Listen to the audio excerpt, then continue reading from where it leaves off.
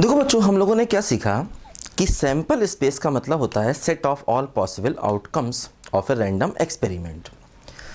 फिर sample space के subsets होते हैं इवेंट्स। तो एक्चुअली इवेंट जो है ना वो एक प्रकार के सेट ही हैं, है ना। जैसे अगर हम सैंपल स्पेस को यूनिवर्सल सेट मान लें तो जो इवेंट्स हैं वो उसके सबसेट, मतलब इवेंट्स भी एक प्रकार के सेट हैं। देखो क्या होता है, जैसे हम दो सेट का यूनियन भी निकालते हैं, इंटरसेक्शन निकालते हैं। मैंने आपको सारा डायग्राम समझाया। देखो अब यहाँ पर एक कॉन्सेप्ट आता है जिसको हम कहते हैं म्यूचुअली एक्सक्लूसिव इवेंट्स, है ना। Mutually exclusive events. देखो अगर मान लो E1 और E2, है ना, दो इवेंट्स हैं, ठीक है, और इनका इंटरसेक्शन फाई हो जाए, दोनों का इंटरसेक्शन निकालें फाई हो जाए। इंटरसेक्शन फाई का मतलब कुछ भी दोनों में कॉमन ना हो। तो ऐसे केस में हम कहते हैं E1 and E2 are mutually exclusive, short में ME, है ना। ME का मतलब म्यूचुअली एक्सक्लूसिव, है ना। जैसे सेट्स में हम उनको डिसजॉइंट सेट्स कहते थे। अगर दो सेट्स का इंटरसेक्शन फाई होता था तो हम उसको डिसजॉइंट सेट्स कहते थे। यहाँ पर हम कहते हैं इनको म्यूचुअली एक्सक्लूसिव इवेंट्स, है ना। इंटरसेक्शन फाई, देखो जैसे मान लो फॉर एग्जांपल हमने क्या किया, फॉर एग्जांपल हमने एक डाइस को फेंका, है ना। मान लो हमने डाइस को फेंका तो सैंपल स्पेस ये है 1 2 3 4 5 6, ठीक। अब मैंने एक इवेंट ले ली E1, है ना, इसको कह दिया मैंने इवेंट ऑफ इवन नंबर। तो इवन नंबर के इवेंट्स में क्या आ जाएगा बोलो, 2 4 6 आ जाएगा।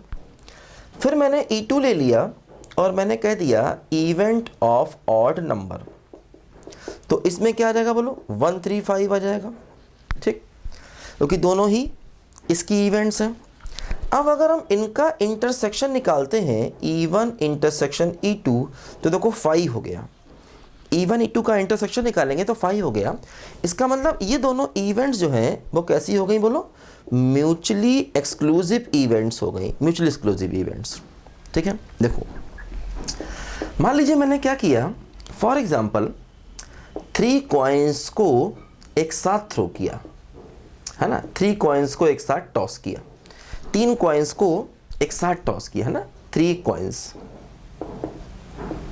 ठीक। 3 कॉइन्स को एक साथ टॉस करें, एक कॉइन को 3 बार टॉस करें, मैंने बताया था बात बराबर होती है।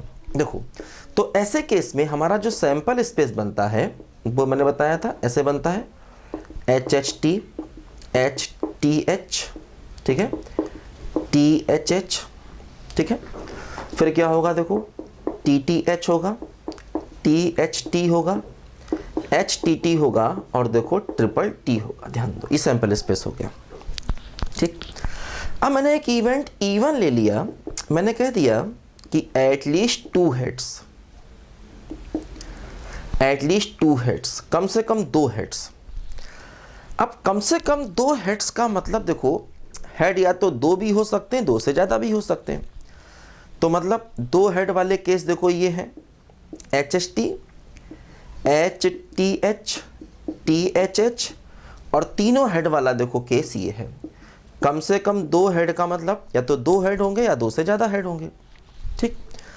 और मैंने देखो E2 ले लिया फॉर एग्जांपल, ठीक है, at most 2 tails, at most 2 tails, अधिक से अधिक 2 टेल्स।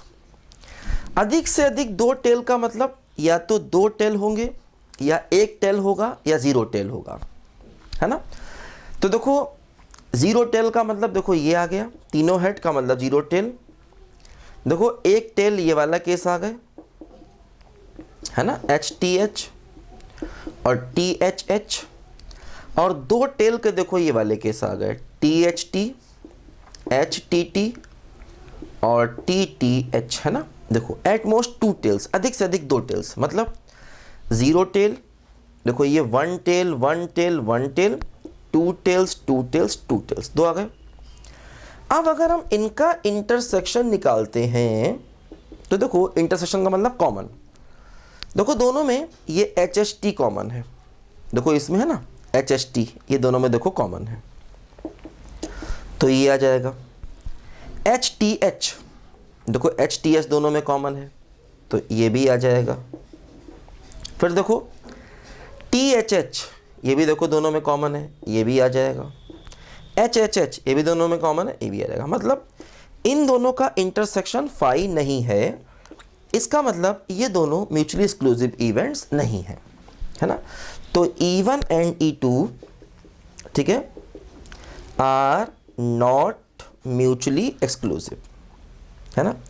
ये दोनों इवेंट्स म्यूचुअली एक्सक्लूसिव नहीं है, ठीक है, आर नॉट म्यूचुअली एक्सक्लूसिव, क्योंकि इनका इंटरसेक्शन फाई नहीं आया, ध्यान दो, ठीक है।